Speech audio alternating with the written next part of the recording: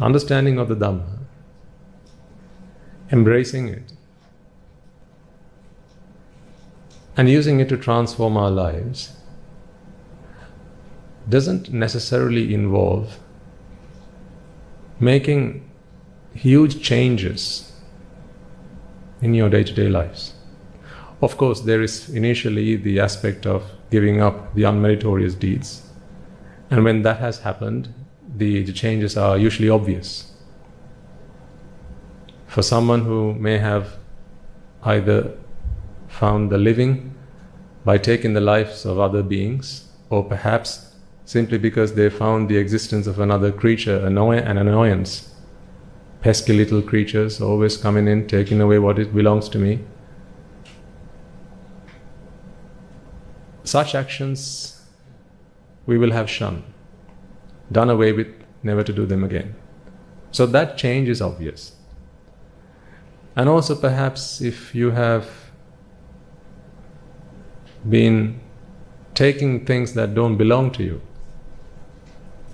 taking things of others, stealing, theft, however big or small the item may be, or it might not even be a physical item, it could be something else, like the position that would be deserved by somebody else, but we wrongfully try to acquire it. Those things will be obvious, so you no longer are engaged in such acts. Then there is also activities such as indulgence in sensual or sexual misconduct. Once you have started to stop these activities, those changes are pretty obvious. If you have stopped lying altogether, that change is pretty obvious. If you have stopped backbiting, slandering, frivolous speech and harsh speech, these changes are pretty obvious. But after you have given up the unmeritorious deeds, the rest of this journey, the changes that are transformational, are not so obvious. The reason for that, folks, is because it's not easy to see the remaining changes in a person because you are unable to observe them most of the time. What I mean by this is the Dhamma, more so than anything, has to change the way you think, your attitudes, your perspectives. Now you can't look at a person and say the way they think. You can't tell that by looking at somebody.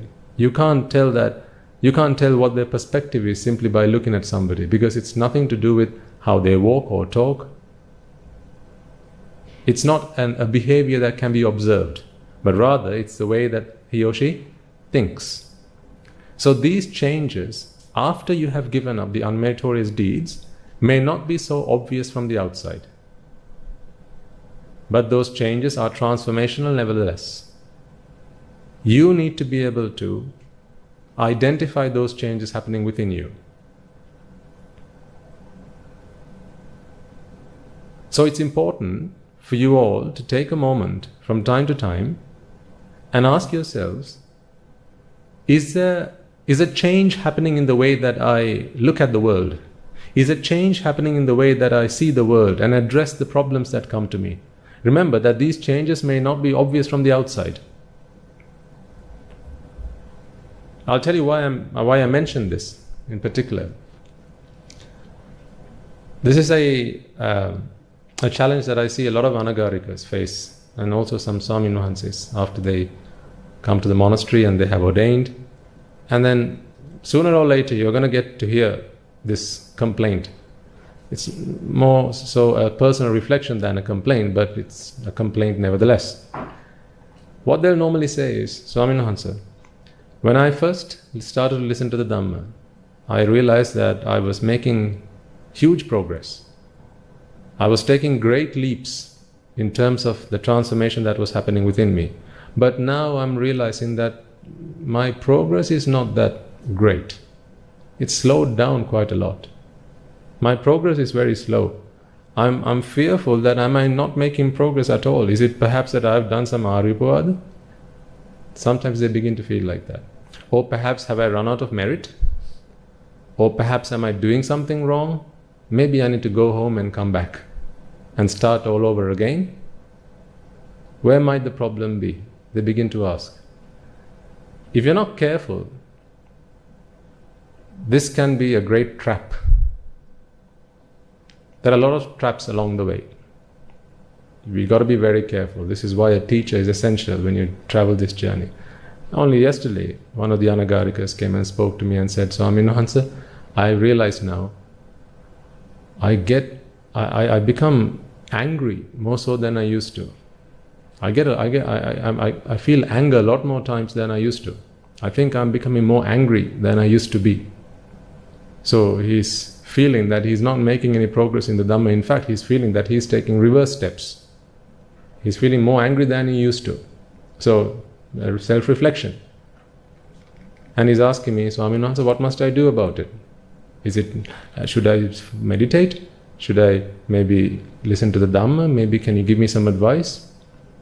I said, yes, I can give you some advice. The advice is, just continue doing whatever it is you're doing. He said, how so? I said, well, the problem is, it's not that you're getting more angry than you used to. You're identifying now all those moments in which you feel anger. Whereas back then, before you started to embrace the Dhamma, you didn't even realize that you were getting angry.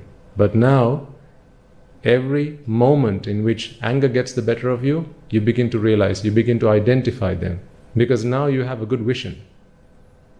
Almost 20/20 vision now. You're beginning to see things as they are. When desire creeps into your mind, you identify it. Now your mind is guarded much better than it used to be. You'll all experience this, I tell you. And I'm sharing this with you because you've got to be careful, otherwise you might begin to think at one point that you have begun to fail and you're not making progress anymore. You'll begin to feel that perhaps I'm not listening to the Dhamma, maybe I'm not practicing the Dhamma properly. Maybe I need to start again. Maybe I need to go to another monastery. Maybe I need to take up another religion. Perhaps the Buddha wasn't right after all. These can all be traps. So you've got to be very careful. I can guarantee that there will be a point in your practice at which you will begin to feel that you have more defilements than you used to. If that day hasn't come yet, then just wait for it because it's coming. You will begin to feel that you have more defilements than you used to. But fear not. Rest assured that this day comes to all of us. It's not a case of you have more defilements than you used to. In fact, you have less defilements than you used to. But what's also happening alongside is you're beginning to identify them much, much, much better than you used to. Which gives you the impression that you have more defilements than you used to. Have you not come across that day yet? If you haven't, it's coming. So I'm sharing this advice with you because if you don't prepare yourself for this day, when this day comes knocking on your door, you will begin to feel quite upset about yourself. You will begin to feel that you have not made any progress in the Dhamma. Because remember, these initial transformations, giving up the unmeritorious deeds, the consequences of those are very obvious. You used to kill, you don't kill anymore. You used to take what belongs to others, you don't do that anymore. Sensual, sexual indulgences don't take an important part of your life anymore. You've given up watching TV even. Not that that's necessary, but perhaps that's a change you've made. You have given up taking intoxicants. Again, not that that's necessary, but it's a change that you have made. You've given up lying, you've given up backbiting, you've given up slander, you don't engage in frivolous speech anymore, wasteful talk of no value to anybody. Now you've given up all these things, and those changes are very obvious. And your neighbors, your family will start commenting on them. They'll say, oh, you're not like you used to be, you're very different now.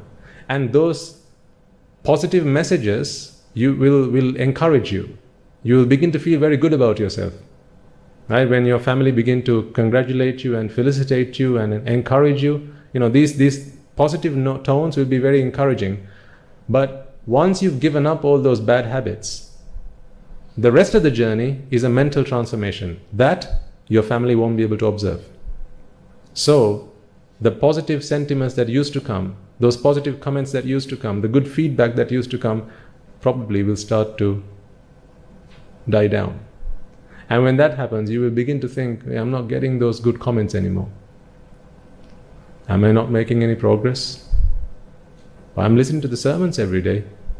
I'm going to the monastery, I'm taking part in the meditation programs, but I'm not seeing any change.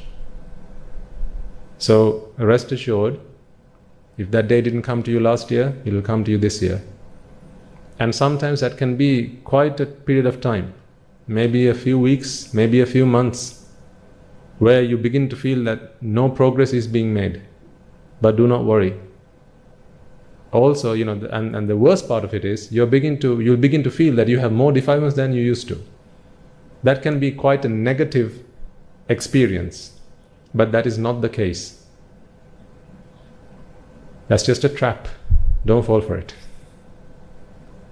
So if you're beginning to realize that you have more defilements than you used to, I would celebrate that.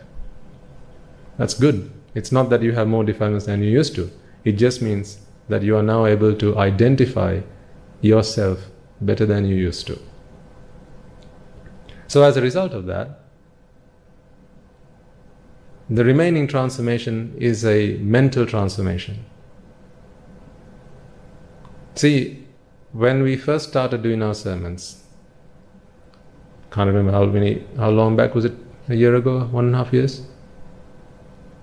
About that? Okay. Let's say 1.5 years ago, roughly. We still used to observe the precepts and pay homage to the Noble Triple Gem, and this is, we're doing the same things today. That's not changed. But something has to have changed. When you say Buddhang Saranang Gacchami, how you feel about what you say has to have changed. It must have changed. The words are the same, but how you feel about them, those feelings that come into your mind, the way you see them, the profoundness of what it is you're saying has to have changed. Buddhang Saranang Gacchami, if it means to you what it meant to you when you were 5 years old or 6 years old and observing precepts for the first time, and you only said it because Achiyama said Buddhang Saranang Gacchami, and that's why you're saying it again still today, then not a lot has changed. But today when you say Buddhang Saranang Gacchami, Dhammang Saranang Gacchami, Sanghang Saranang Gacchami, if you are recognizing the gravity of those words, the profoundness of these words, there's certainly a mental transformation, an internal transformation that has happened. You cannot be coming along to these sermons every week and tell me, Swami Nuhansa Buddhang Saranang Gacchami means what it means to me, what it did 15 years ago. You can't tell me that, because it cannot. It has to mean something entirely different.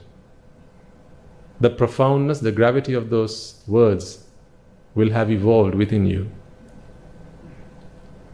Because today you are beginning to recognize how much you have changed over the last 6 months, over the last year, over the last 1.5 years, over the last 2 years, 3 years, 4 years, so on and so forth. So you see, what you're saying, what you're doing, after the unmeritorious deeds have stopped, from there on, it's the usual stuff. As a Swami Nuhansa, I'll be doing the usual things, the same things I'll be doing when I ordained. That hasn't changed. Wake up in the morning, clean myself, sweep the surroundings and, clear things out, take out the rubbish, all the usual chores. Offer flowers to the Buddha, and the usual routine. Those things are the very things that I'll continue to do, perhaps until the day I pass away. The things that I do will be the same, but the profoundness and the meaning behind them is what is going to change. Because remember, the Dhamma is about mental transformation, not necessarily physical transformation. You become an arahant in your mind. You don't become an arahant in the way you look, in the way you dress, in the way you walk or talk. This is not where we look for changes. So don't you worry if, for instance, you begin to realize that you have more defilements than you used to, because really that is not the case. You're simply able to identify them better than you used to. Does that make sense to everybody? Because that day will come if it hasn't come yet. It came for me. It comes for everybody. And you mustn't let that put you in despair. Don't feel that you're not making progress, and worst of all, don't feel that you're taking backward steps. If ever you feel doubtful about that, then go and speak to your teacher, whoever that may be. Go and get some advice. Swami knows, I don't feel like I'm making progress. I feel like I'm going back in my practice. Can you help me? And more times than not, the advice you'll get is, don't worry, that's just the way it is. Have you heard the saying, when the going gets tough, the tough gets going? So first the going has to get tough. That's when the tough gets going. So if you begin to feel that the going is getting tough, then rest assured the tough will get going pretty soon. So don't you worry. Just continue with your practice. Do as your teacher tells you, and you will be in fine fettle. Not to worry. Engage in as many meritorious deeds as you possibly can. One thing I want you all to do is, whatever meritorious deed is going to be happening in your locality, in your village, in your town, get involved in all of them. How do you mean, Swaminas? Get involved in all of them, but next door neighbors, day and night, we don't get along. Fine. You don't need to be there to get involved in it, because merit is in the mind. Volition is karma. It's how you think. So you don't have to be there in person. You don't have to physically engage in that deed. You can do it mentally. If you see someone offering someone a seat when you're traveling in the bus, right? Person gets up, offers a seat to an elderly person or a pregnant mother. In your mind, what's stopping you from saying the word sadhu sadhu? It's a habit I've gotten into. Whenever I hear someone having done something good, however small or large it may be, because remember, merit is not in the action. Because you might tell, offering a seat to someone, I mean, that's just manners. What's the merit in that? That's just manners. No, it's not. Because the deed might be a very regular thing, but how you see it, how you observe it, this is what I'm talking about. The profoundness of the event is not in the event. It's in the way you think about it. It's in your perspective. This is a human being offering a seat to another human being. Remember, it's a human being. A human being is no ordinary being. Don't you forget that. Remember last week we watched the 7 wonders? Is it an easy task to become a human? To be human requires a huge amount of merit, terrible amounts of merit. So a human being is no ordinary being.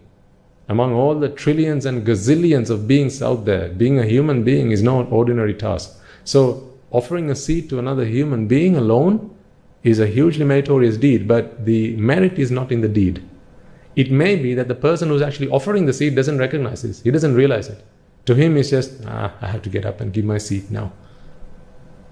Why did they have to get on this bus? Couldn't they have waited until the next bus came along?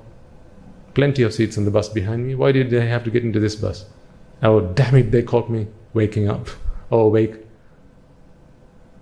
I've seen people reading the newspaper when someone gets into the bus. Sometimes it's this way down.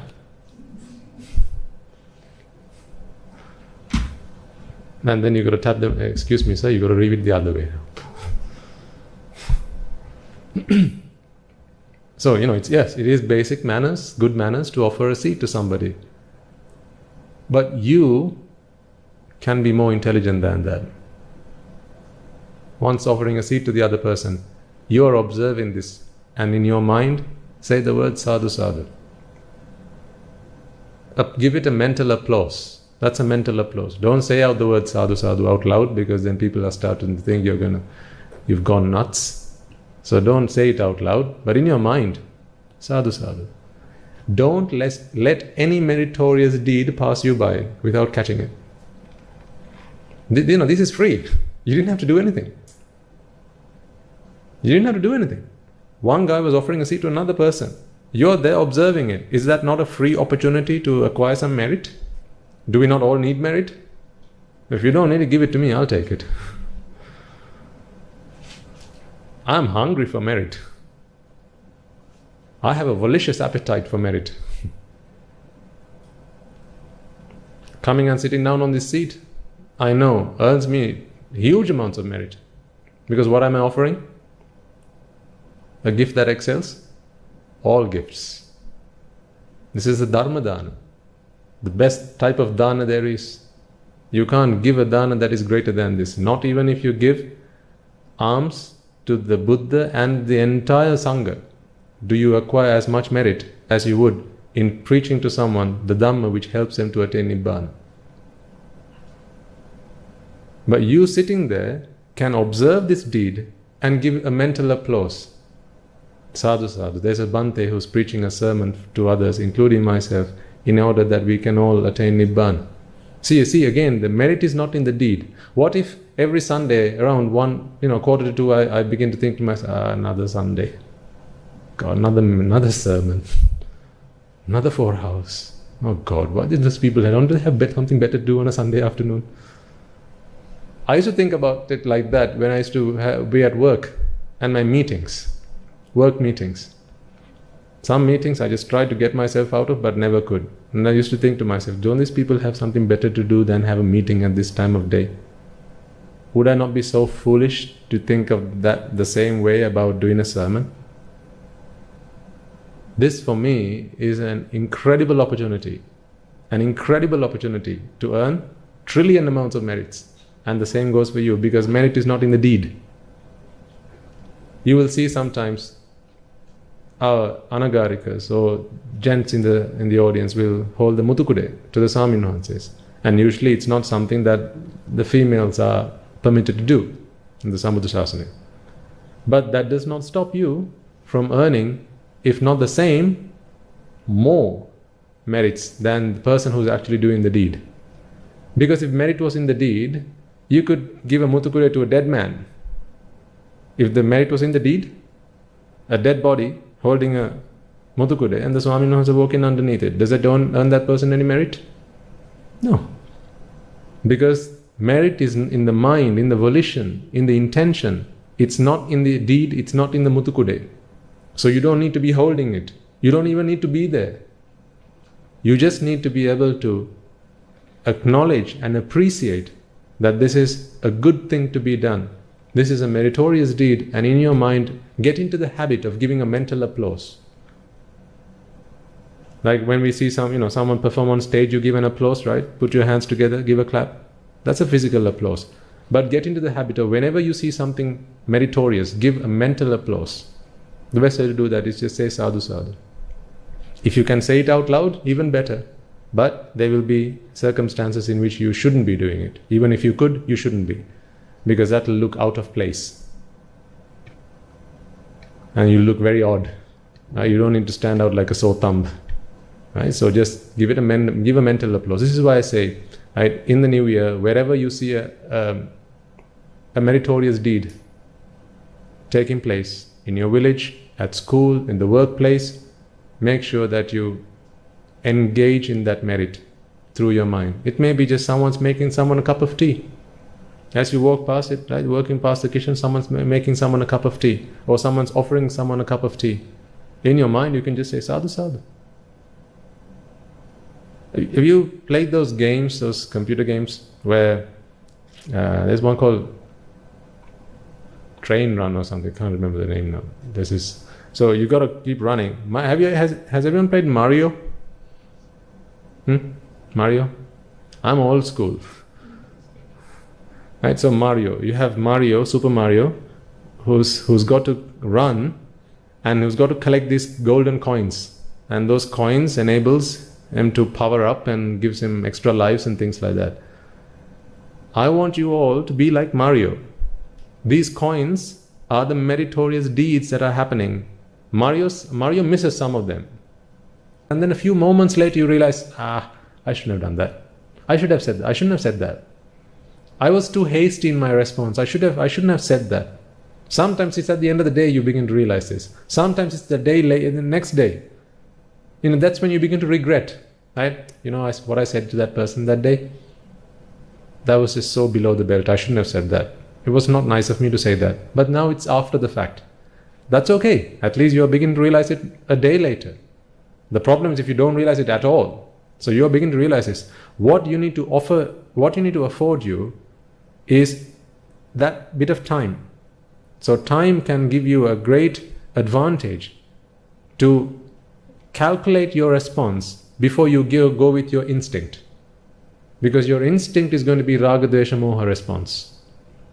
When you practice the Dhamma, your instincts are going to change. And then your response will be vita raga, vita dosa, vita moha response. Free of raga, free of dvesha, and free of moha. But right now, it will be through raga, dvesha, and moha. Right? So through the practicing of the Noble Eightfold Path,